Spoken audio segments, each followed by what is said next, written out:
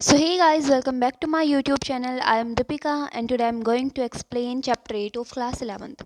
और ये हमारा लेक्चर 4th है और आज हम एंडोमेम्ब्रेन सिस्टम के बारे में पढ़ने वाले हैं, ठीक है। सो लास्ट जो अपना लेक्चर था उसमें हमने क्या किया था, उसमें हमने सेल मेम्ब्रेन सेल वॉल की थी, ठीक है। आज हम एंडोमेम्ब्रेन सिस्टम करने वाले हैं। So let's begin.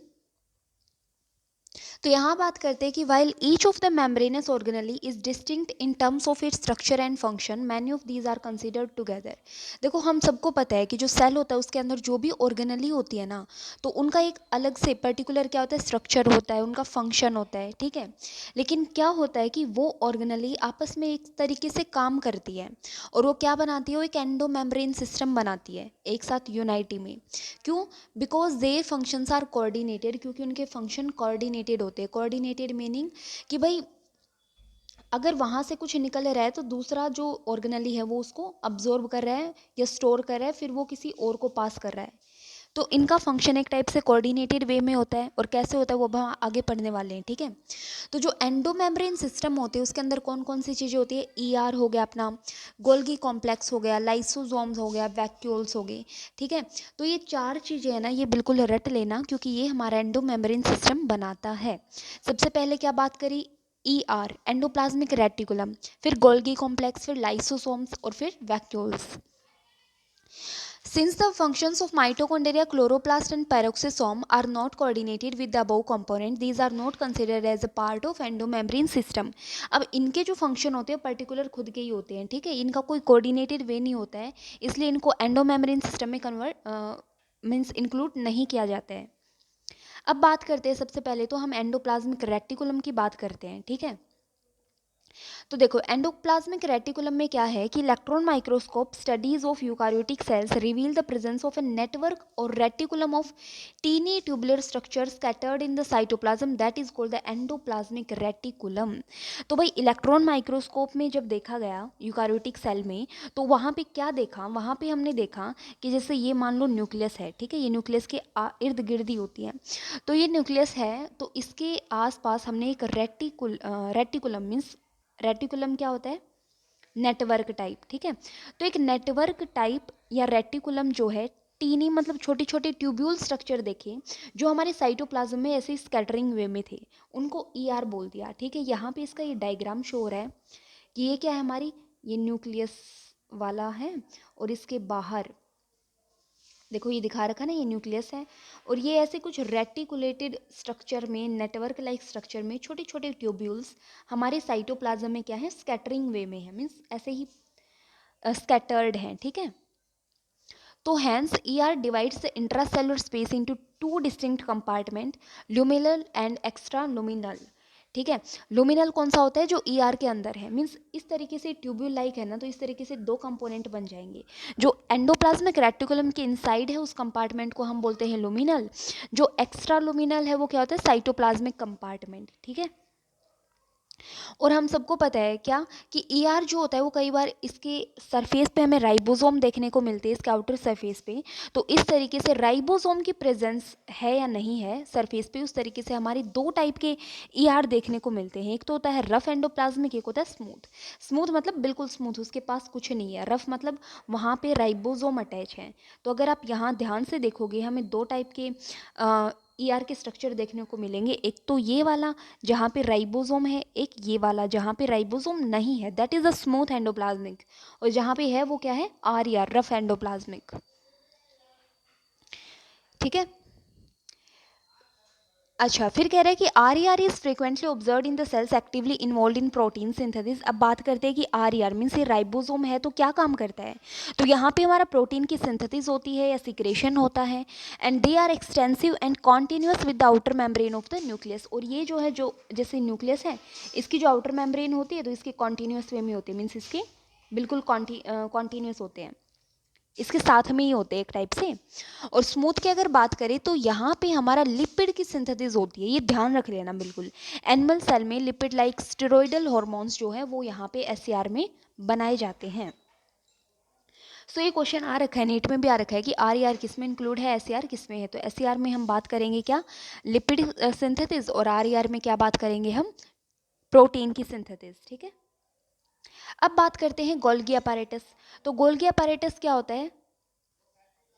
तो देखो, कैमिलिनो गोल्गी 1898 में उन्होंने फर्स्ट सबसे पहले ऑब्जर्व किया था क्या, एक डेंसली स्टेन्ड रेटिकुलर स्ट्रक्चर, ये भी एक नेटवर्क टाइप स्ट्रक्चर है न्यूक्लियस के पास में ही, ठीक है। These were later name Golgi bodies after him, उसके बाद में इसका नाम गोल्जी बॉडीज या गोल्गी बॉडीज रख दिया। The consist of many flat disc shape sac और cisternae of 0.5 micrometre to 1.0 micrometre in diameter. तो इसका डायमीटर कुछ इस तरीके से देखने को मिलेगा, और क्या है कि ये फ्लैट फ्लैट भी हो सकते हैं, डिस्क शेप भी हो सकते हैं, जिनको हम सिस्टर्ने बोलते हैं। तो ये हमारे सिस्टर्ने प्रेजेंट है। ये क्या होते हैं? ये stack parallel to each other. देखो ये पैरेलल है ना, ये पैरेलल है, ठीक है। ये जो सिस्टर्ने हमें देखने को मिल रहे हैं क्या है? पैरेलल हैं एक दूसरे के। Varied number of cisternae are present in Golgi complex. तो हमारे सिस्टर्ने का नंबर वेरी करता है, ज़रूरी नहीं इतना ही प्रेजेंट हो, इससे ज़्यादा हो सकता है, कम हो सकता है। The Golgi cisternae are concentrically arranged near the nucleus with distinct convex or forming face and concave trans और maturing face। इसमें क्या होता है? एक फेस होता है, कौन सा? सिस फेस होता है, जो कन्वेक्स शेप का होता है, ठीक है। तो वो हमारा क्या है? फॉर्मिंग फेस बोलते हैं उसको, कि यहाँ से चीज़ें बन रही हैं, सिस फेस, ठीक है। और एक होता है क्या? हमारा maturing face, that is the trans face. अगर ये सिस फेस है तो ये वाला हमारा ट्रांस फेस हो जाएगा। तो सिस फेस का दूसरा नाम याद रख लेना, फॉर्मिंग फेस, और कॉनकेव ट्रांसवर्स, और कॉनकेव ट्रांस का जो दूसरा नाम है वो हमारा मैच्योरिंग फेस, ठीक है। अब यहाँ पे हम थोड़ी सी और डिटेल देखते हैं। क्या दिखा रखा है? ये दिखा रखा है कि सिस और ट्रांस फेस जो होते हैं ऑर्गेनली की, वो इंटायरली डिफरेंट होते हैं, लेकिन इंटरकनेक्टेड होते हैं। वैसे तो वो डिफरेंट होंगे, क्योंकि एक में क्या हो रहा है? एक में चीज़ें फॉर्म हो रही है, एक में क्या हो रही है? मैच्योर हो रही हैं, ठीक है। तो यहाँ पर ये वैसे तो ऑर्गेनली इंटायरली डिफरेंट होती है, बट ये इंटरकनेक्टेड होती हैं, आपस में कनेक्टेड होती हैं। वो वहाँ से फॉर्म हो गए, मैच्योर हो गए, निकलेगा बाद में। यहाँ पे बात करते हैं गोल्गी अपैरेटस के फंक्शन क्या क्या होते हैं। Principally performs the function of packaging material. Packaging material में इसका रोल होता है to be delivered either to the intracellular target और सिक्रेटेड आउटसाइड द सेल, ठीक है। तो ये डिलीवरी करता है क्या? या तो ये इंट्रा सेलुलर टारगेट और सिक्रेटेड आउटसाइड द सेल, या तो बिल्कुल सेल के बाहर, या फिर इंट्रा सेलुलर टारगेट, मतलब कि सेल के अंदर ही, ठीक है। सेल के अंदर ही हमें क्या देखने को मिलेगा? इसका डिलीवरी सिस्टम, मतलब ये किसी को पास करता है। किसको पास करेगा वो तो अब देखेंगे। Materials to be packaged in the form of vesicles from the ER fuse with the cis phase of the Golgi apparatus and move towards the maturing phase। अब ये लाइन बहुत खतरनाक लाइन है, इसने बहुत कुछ बता दिया। इसने क्या बताया कि जो मटेरियल यहाँ पैक होता है तो किसकी फॉर्म में होता है? वेसिकल्स की फॉर्म में होता है। वेसिकल्स मतलब कुछ इस तरीके से, ठीक है। कहाँ से? From the ER fuse with the cis phase. देखो ER में कुछ भी बन रहा था ना अपना, प्रोटीन सिंथेसिस, लिपिड सिंथेसिस, कुछ भी, तो वो वहाँ से बन के गोल्गी में आता है।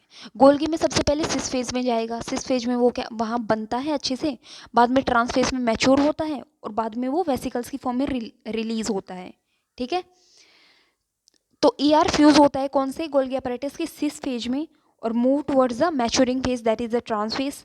तो इसीलिए एक्सप्लेन करते हैं कि गोल्गी अपैरेटस जो है वो एंडोप्लाज्मिक रेटिकुलम के क्लोज एसोसिएशन में क्यों होता है, क्योंकि यहाँ से जो चीज़ें बनती हैं वो हमारी गोल्गी में जाती हैं, इसलिए इसके नज़दीक ही प्रेजेंट होता है।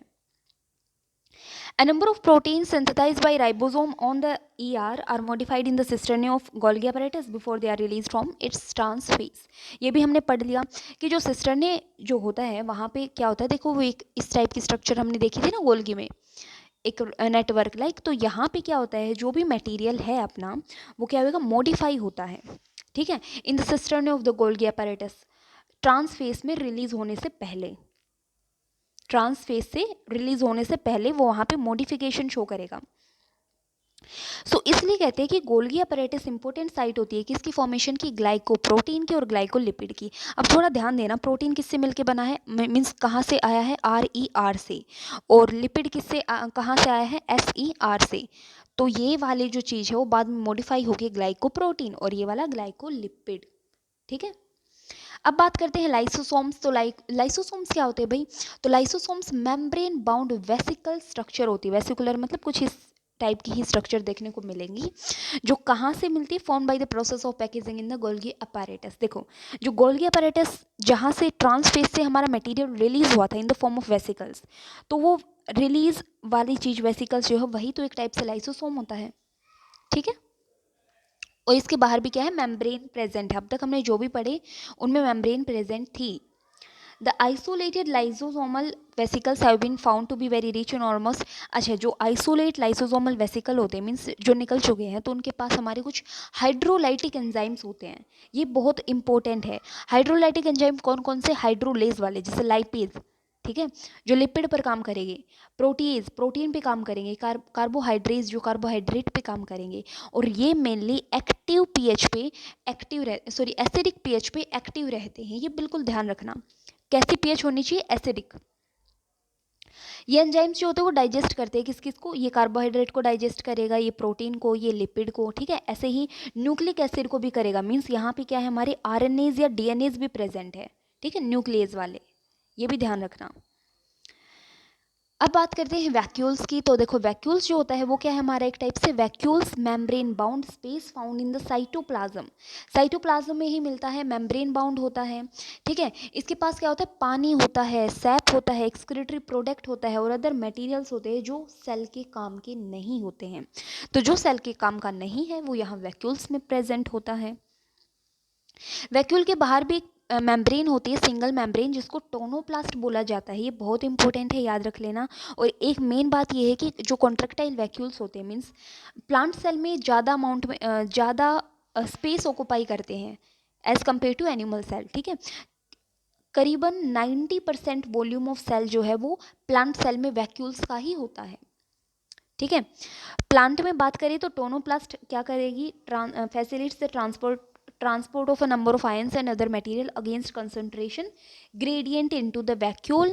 Hence concentration is significantly higher in the vacuole than in the cytoplasm, ठीक है। प्लांट्स में जो है हमारी टोनोप्लास्ट क्या करेगी, जो नंबर ऑफ आयंस है या जो अदर मटेरियल है उनका ट्रांसपोर्ट करेगी, किसके अगेंस्ट, कंसंट्रेशन के against, means low to high करती है एक टाइप से। वैक्यूल में करेगी, इस तरीके से क्या होता है, वैक्यूल में हमारा कंसंट्रेशन ज़्यादा देखने को मिलती है एज कम्पेयर टू साइटोप्लाज्म।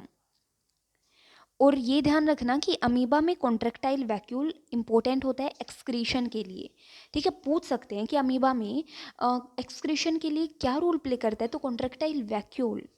और बहुत सारी सेल में जैसे प्रोटिस्टा में देख लो, फूड वैक्यूल जो होते हैं वो हमारे बनते हैं by engulfing the food particles, ठीक है। जो फूड पार्टिकल्स को एनगल्फ करेगा तो फूड वैक्यूल्स टाइप के हमारे देखने को मिलेंगे, मीन्स इन टाइप के वैक्यूल में फूड होता है, ठीक है।